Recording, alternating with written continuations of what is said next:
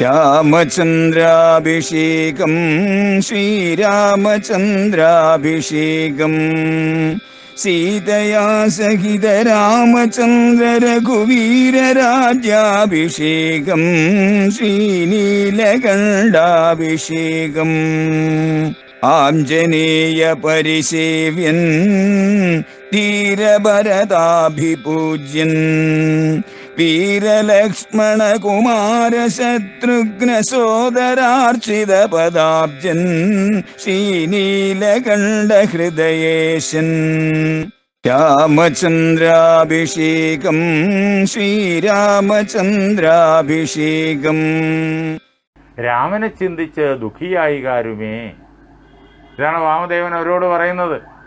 രാമൻ കാട്ടിലേക്ക് പോകുന്നു എന്ന് ചിന്തിച്ചിട്ട് നിങ്ങൾ ആരും വേദനിക്കരുത്. സ്വാഭാവികമായിട്ടും ആർക്കും പെട്ടെന്ന് വേദനയുണ്ടാകും.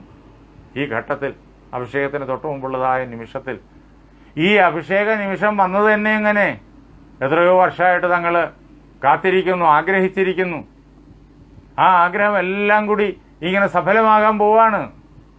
ആ സമയത്ത് രാമൻ കാട്ടിലേക്ക് പോകുന്നു എന്ന് വരുമ്പോൾ വലിയ ഒരു പർവ്വതത്തിന് മുകളിൽ നിന്ന് താഴേക്ക് വീണ ആ ഭീകരമായ അവസ്ഥയാണ് ഓരോരുത്തരുടെയും മനസ്സിൽ അനുഭവപ്പെടുന്നത്.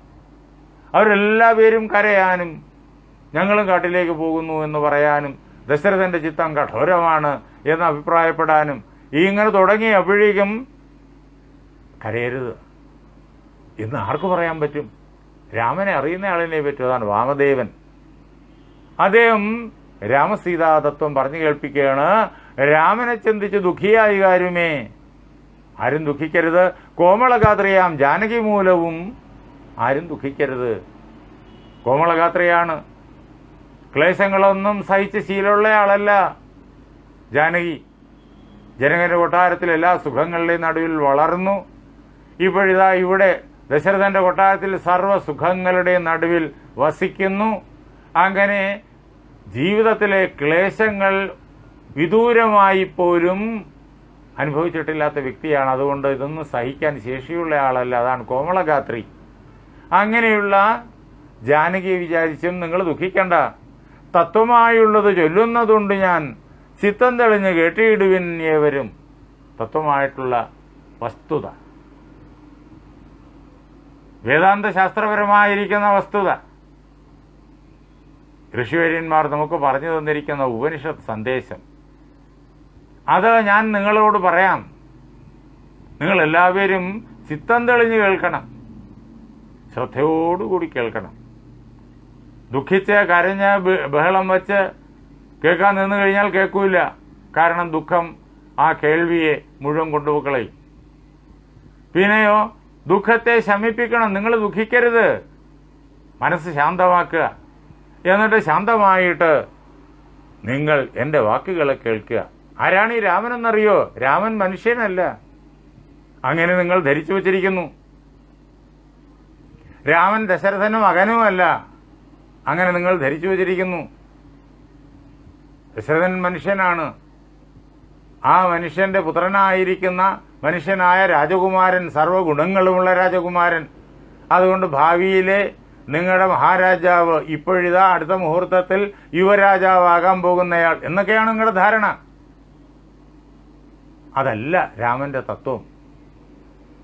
നിങ്ങളുടെ മഹാറാണിയാകേണ്ടവളാണ് ജനകപുത്രിയായിരിക്കുന്ന സീത, മനുഷ്യ സ്ത്രീയാണ് എന്നൊക്കെയാണ് നിങ്ങൾ ധരിച്ചു വച്ചിരിക്കുന്നത്. സീതയെ നിങ്ങൾ നേരെ മനസ്സിലാക്കിയിട്ടില്ല. നിങ്ങൾ കേട്ടുകൊള്ളൂ, രാമനാകുന്നത് സാക്ഷാൽ മഹാവിഷ്ണു, താമരസാക്ഷനാം ആദിനാരായണൻ. രാമൻ മനുഷ്യനല്ല, ദശരഥൻ പുത്രനുമല്ല, ആദിനാരായണനാണ്.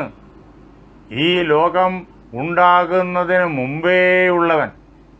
അവൻ മാത്രമേ ഉള്ളൂ, രണ്ടാമതൊന്നില്ല. അവനിലാണ് നമ്മെ പോലുള്ള ജീവന്മാർക്ക് നമ്മുടെ ആഗ്രഹങ്ങളെല്ലാം നേടി സുഖദുഃഖങ്ങളൊക്കെ അനുഭവിച്ച് എന്നിട്ട് ഈ ലൗകിക സുഖങ്ങളുടെയും അതേപോലെ ദുഃഖങ്ങളുടെയും എല്ലാം പരിമിതി മനസ്സിലാക്കി ഇതിനപ്പുറത്തേക്ക് അഖണ്ഡമായ ആനന്ദത്തിലേക്ക് ഉയർന്നു ചെല്ലാൻ, മോക്ഷപദവിയിലേക്ക് ഉയർന്നു ചെല്ലാനുള്ള പ്രേരണ ഉണ്ടാകുന്നതിന് വേണ്ടി ഈ ജഗത്തിനെ ഈ നാരായണൻ തൻ്റെ ഉള്ളിൽ തൻ്റെ മായയെ കൊണ്ട് സൃഷ്ടിക്കുന്നതാണ്. ഈ ലോകം ഉണ്ടാകുന്നതിന് മുമ്പ് അദ്ദേഹം മാത്രമേ ഉള്ളൂ. ലോകം ഉള്ളപ്പോഴും അദ്ദേഹം മാത്രമേ ഉള്ളൂ. ഈ കാണായതൊന്നും അദ്ദേഹത്തിൽ തൊടുന്നില്ല. അദ്ദേഹത്തെ കളങ്കപ്പെടുത്തുന്നുമില്ല. അദ്ദേഹത്തിൽ പുരളുന്നുമില്ല. അദ്ദേഹത്തിൻ്റെ എല്ലാം ഉള്ളിലും പുറമേയും വ്യാപിച്ചു നിൽപ്പുണ്ട്. അതാണ് സത്യം. എങ്കിലും അദ്ദേഹം ഇതിലും തൊടുന്നില്ല, ഈ ലോകം അതിലും തൊടുന്നില്ല. അങ്ങനെ ഉള്ളപ്പോഴും അദ്ദേഹം തന്നെ നിറഞ്ഞു നിൽക്കുന്നു. ലോകം ഉണ്ടാകുന്നതിന് മുമ്പേയും അദ്ദേഹമാണുള്ളത്. അങ്ങനെ ആദിനാരായണൻ ലോകം ഉണ്ടാകുന്നതിന് മുമ്പേ ഉള്ളവനായിരിക്കുന്ന സർവത്ര നിറഞ്ഞു നിൽക്കുന്ന പരമാത്മാവ്. അദ്ദേഹം താമരസാക്ഷനാണ്. താമരപ്പൂവിൻ്റെ ഇതളിൻ്റെ മനോഹരമായ ആകൃതിയോടുകൂടിയ കണ്ണോടുകൂടിയവനാണ് അദ്ദേഹം. അത് വിഷ്ണുവിൻ്റെ ലക്ഷണമാണ്. ആ ആകൃതിയുള്ള കണ്ണ് വിഷ്ണുവിന് മാത്രമേ ഉള്ളൂ. അപ്പോൾ ആ കണ്ണിൻ്റെ കാര്യം പറയുമ്പോൾ തന്നെ അദ്ദേഹം വിഷ്ണുവാണ് എന്ന് വ്യക്തമാക്കി കഴിഞ്ഞിരിക്കുന്നു. അങ്ങനെയുള്ള മഹാവിഷ്ണുവാണ്, സാക്ഷാൽ മഹാവിഷ്ണുവാണ് രാമൻ. മഹാവിഷ്ണു എങ്ങും നിറഞ്ഞു നിൽക്കുന്നവൻ. അതാണ് വിഷ്ണു ധാതുവിന് വ്യാപ്തിയിലാണ് അർത്ഥം. വ്യാപിക്കുക, അതിലാണ് വിഷ്ണു ധാതുവിൻ്റെ അർത്ഥം. വിഷ്ണു എന്ന് പറഞ്ഞാൽ വ്യാപിച്ചു നിൽക്കുന്നവൻ. അദ്ദേഹം മഹാവിഷ്ണുവാണ്. വ്യാപ്തിയെക്കുറിച്ച് നമുക്ക് നമ്മുടെ മനസ്സിന് എന്തൊക്കെ ചിന്തിക്കാൻ പറ്റും, എത്രത്തോളം വ്യാപ്തിയെ ചിന്തിക്കാൻ പറ്റും. അതിനെല്ലാം അപ്പുറത്തുള്ള വ്യാപകത്വമുള്ളവനാണവൻ. അനന്തകോടി ബ്രഹ്മാണ്ടങ്ങളെല്ലാം ഇവൻ്റെ ഉള്ളിൽ. അങ്ങനെ ഈ വിഷ്ണുവിൻ്റെ ഉള്ളിൽ ഈ അനന്തകോടി ബ്രഹ്മാണ്ടങ്ങൾ എത്ര വലിപ്പമുള്ളതാണ്? ഒരു കടുകുമണിയോളം വലിപ്പമേ അദ്ദേഹത്തെ സംബന്ധിച്ചിടത്തോളം ഈ അനന്തകോടി ബ്രഹ്മാണ്ടങ്ങൾക്കുള്ളൂ.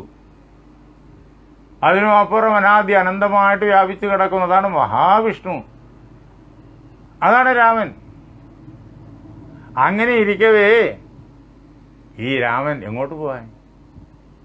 രാമൻ എല്ലായിടവും നിറഞ്ഞു നിൽക്കുകയല്ലേ. രാമൻ ഇവിടെ ഈ അയോധ്യ എന്നിട്ട് കാട്ടിലേക്ക് പോകുന്നു എന്ന് പറഞ്ഞല്ലേ നിങ്ങളെല്ലാം കരയുന്നത്? രാമന് മനുഷ്യനൊന്നും തെറ്റിദ്ധരിച്ചതുകൊണ്ട് മാത്രമല്ലേ. രാമൻ മഹാവിഷ്ണുവാണ്, എങ്ങും നിറഞ്ഞു നിൽക്കുന്നവനാണ് എന്ന വസ്തുത അറിയുമ്പോൾ രാമൻ എങ്ങോട്ടും പോകുന്നില്ല എന്ന് നിൽക്കും മനസ്സിലാവും. രാമൻ സർവത്ര നിറഞ്ഞു നിൽക്കുന്നു. അദ്ദേഹത്തിന് ചലിക്കാൻ പറ്റൂല. അദ്ദേഹം നിശ്ചലനാണ്. അദ്ദേഹം ഈ നിങ്ങൾ അയോധ്യ എന്ന് കാണുന്ന ഇവിടത്തുമുണ്ട്, നിങ്ങൾ കാടെന്ന് കാണുന്ന അവിടെയുമുണ്ട്, അതിനപ്പുറവുമുണ്ട്, ഈ ഗോളങ്ങൾക്കെല്ലാം അപ്പുറവുമുണ്ട്. അങ്ങനെ സർവത്ര ഉണ്ട്. അപ്പോൾ അദ്ദേഹം എങ്ങും പോകുന്നില്ല, കാട്ടിൽ പോകുന്നു എന്നുള്ളതൊക്കെ നിങ്ങളുടെ ലൗകിക രീതിയിലുള്ളൊരു തെറ്റിദ്ധാരണ മാത്രം. രാമനാകുന്നത് സാക്ഷാൽ മഹാവിഷ്ണു, താമരസാക്ഷനാം ആദിനാരായണൻ, ലക്ഷ്മണനായത് അനന്തൻ. ഈ അനുജൻ, രാമൻ്റെ അനുജൻ, രാമാനുജൻ, അദ്ദേഹം ലക്ഷ്മണൻ എന്ന പേരിൽ അറിയപ്പെടുന്നു. അദ്ദേഹം ആരെന്ന് വെച്ച് കഴിഞ്ഞാൽ അദ്ദേഹം അനന്തനാണ്. മഹാവിഷ്ണുവിൻ്റെ കിടക്ക അദ്ദേഹമാണ്, ലക്ഷ്മണനാണ്. ഈ അനന്തനും മഹാവിഷ്ണുവും രണ്ടല്ല, രണ്ടായിട്ട് നമുക്കിങ്ങനെ കാണപ്പെടുന്നു. നല്ല വെണ്മയാർന്ന സർവത്ര നിറഞ്ഞ് നിൽക്കുന്ന അനന്ത ഫണങ്ങളോടുകൂടിയ അനന്തൻ. അദ്ദേഹത്തിൻ്റെ ആദിയും അന്തവും നമുക്ക് കാണാൻ പറ്റില്ല. അതിൽ ശ്യാമളവർണ്ണത്തോടുകൂടിയെ ശയിക്കുന്ന യോഗനിദ്ര ചെയ്യുന്ന മഹാവിഷ്ണു. ലക്ഷ്മണനായത് അനന്തൻ, ജനകജ ലക്ഷ്മീ ഭഗവതി ലോകമായാവര. ഈ ജനകജ സീത അതൊരു മനുഷ്യ സ്ത്രീയല്ല, ഭഗവതിയാണ്.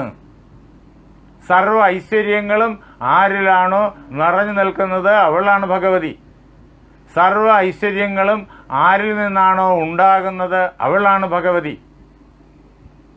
ഈ ജഗത്ത് തന്നെ ഏറ്റവും വലിയ ഐശ്വര്യം അനന്തകോടി ബ്രഹ്മാണ്ടങ്ങൾ. അങ്ങനെയുള്ള ബ്രഹ്മാണ്ടങ്ങളുടെ കൂട്ടത്തിൽ ഒരു ബ്രഹ്മാണ്ടത്തിൻ്റെ ഒരു കോണിലിരിക്കുന്നവരാണ് നമ്മൾ. ഈ ബ്രഹ്മാണ്ടത്തിൻ്റെ ഒരു അംശം പോലും കണ്ടിട്ടില്ല, വളരെ കുറച്ചേ കണ്ടിട്ടുള്ളൂ. അപ്പോൾ ഈ അനന്തകോടി ബ്രഹ്മാണ്ടങ്ങളുടെ വലിപ്പം നമുക്ക് സങ്കല്പിക്കാൻ പറ്റൂല. ഈ അനന്തകോടി ബ്രഹ്മാണ്ടങ്ങളിൽ എന്തൊക്കെ ഐശ്വര്യമുണ്ടോ അത് മുഴുവൻ ആരിൽ നിന്നാണോ വരുന്നത് അതാണ് ഭഗവതി, അതാണ് സീത. സീത ഈ ഭൂമിയിൽ ജീവിക്കുന്ന ഒരു സാധാരണ സ്ത്രീയാണ് എന്ന് കരുതല്ല്. സീത ലക്ഷ്മീ ഭഗവതിയാണ്. സകല ഐശ്വര്യങ്ങളും ലോകത്തിന് പ്രദാനം ചെയ്യുന്ന ഭഗവതി. പിന്നെയോ ലോകമായ ഈ പ്രപഞ്ചത്തെ എല്ലാ ആളുകൾക്കും വേണ്ടിയിട്ട് ഉണ്ടാക്കി കാണിക്കുന്ന പ്രപഞ്ചമാതാവ് മായാഭഗവതി. അതാണ് ലക്ഷ്മി എന്ന് അറിഞ്ഞുകൊള്ളുക. പരാ, ഈ കാണുന്നതിനെല്ലാം അപ്പുറം, ഇതിനെല്ലാം ആദിയായി, സകല പരിധികൾക്കും അപ്പുറത്ത്, അത്യന്ത സൂക്ഷ്മതലത്തിൽ, ഇതൊക്കെ ആ പരാശബ്ദത്തിൻ്റെ അർത്ഥമാണ്. അത്യന്ത സൂക്ഷ്മതലത്തിൽ കുടികൊള്ളുന്ന നാരായണ ചൈതന്യം, നിർഗുണ നിരാകാര ബ്രഹ്മത്തിൻ്റെ ശക്തിസ്വരൂപം. നിർഗുണ നിരാകാരത്തിൽ നിന്ന് ഭിന്നമാണെന്ന് നമുക്ക് പറയാൻ പറ്റില്ല, അഭിന്നമാണെന്നും പറയാൻ പറ്റില്ല.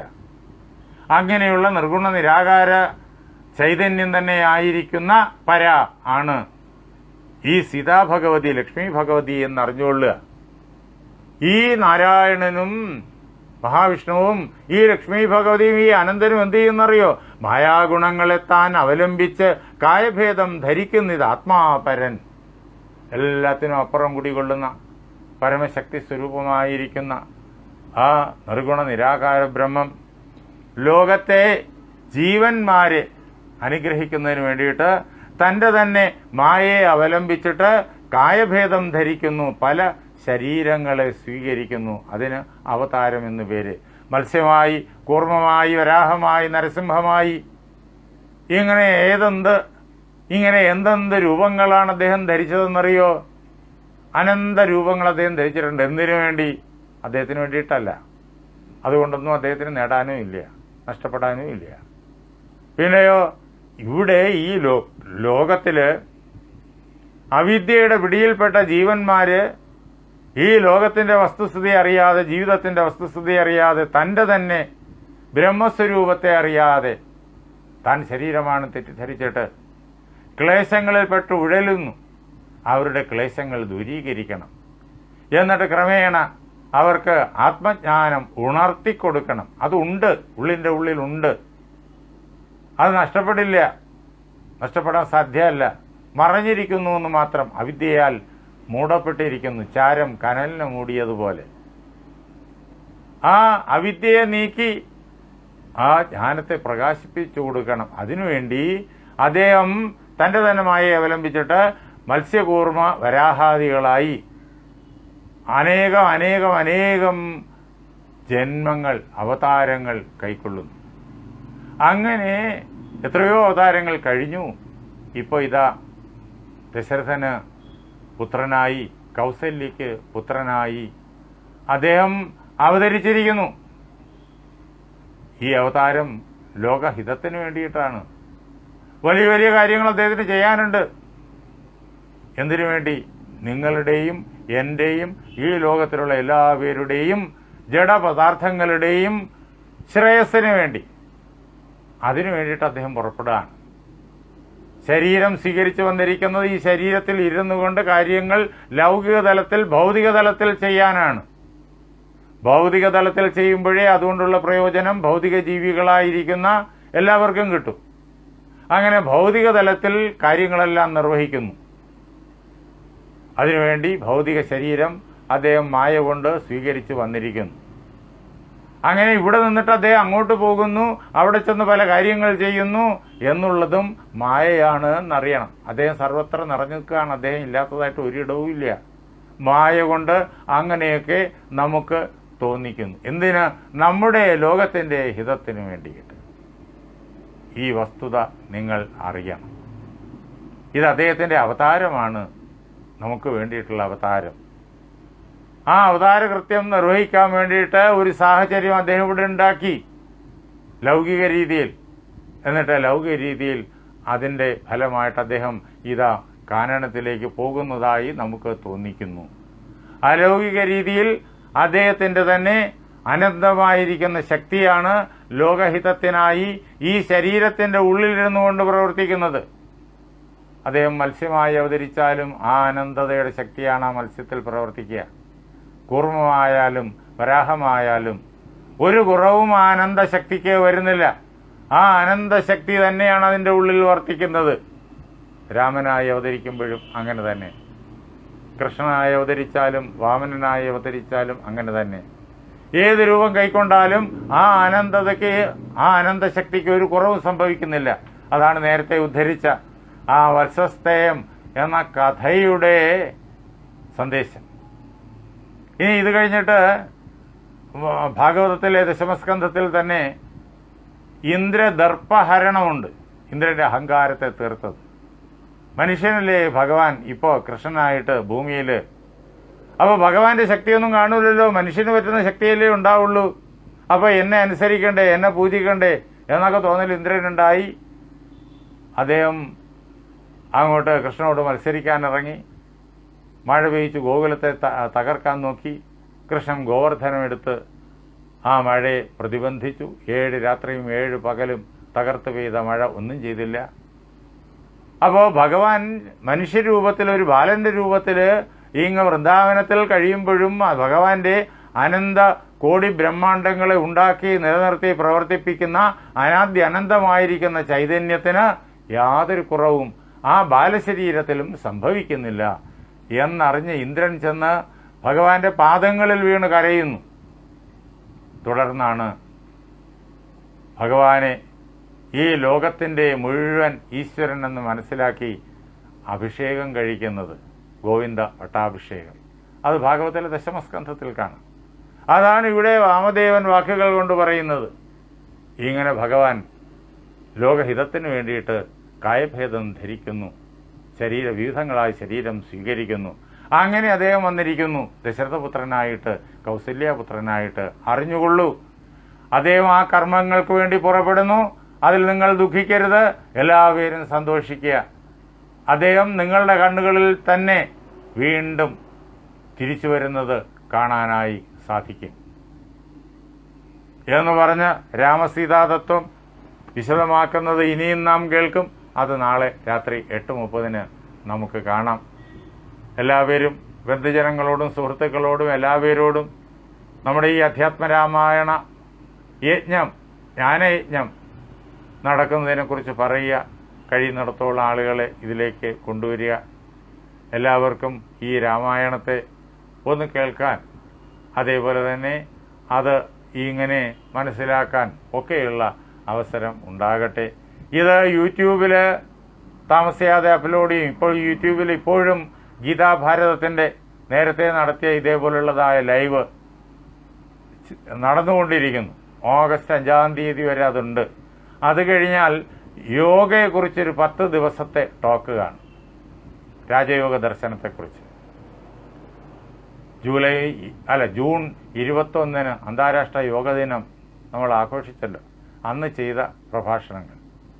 അത് 10 ദിവസമായിട്ട് സത്യാനന്ദ സംസ്കൃതിയിൽ വരും. അത് കഴിഞ്ഞാൽ അധ്യാത്മരാമായണം തുടങ്ങും. ഏതാണ്ട് ഓഗസ്റ്റ് 15 ആകുമ്പോഴേക്കും അധ്യാത്മരാമായണം ആരംഭിക്കും. ആദ്യത്തെ ക്ലാസ് തൊട്ട് അതിനകത്ത് വരും. അപ്പോൾ യൂട്യൂബിലെ സത്യാനന്ദ സംസ്കൃതി എന്നുള്ള ആ ചാനലിലേക്ക് വരണം, അത് സബ്സ്ക്രൈബ് ചെയ്യണം, അത് കേൾക്കണം.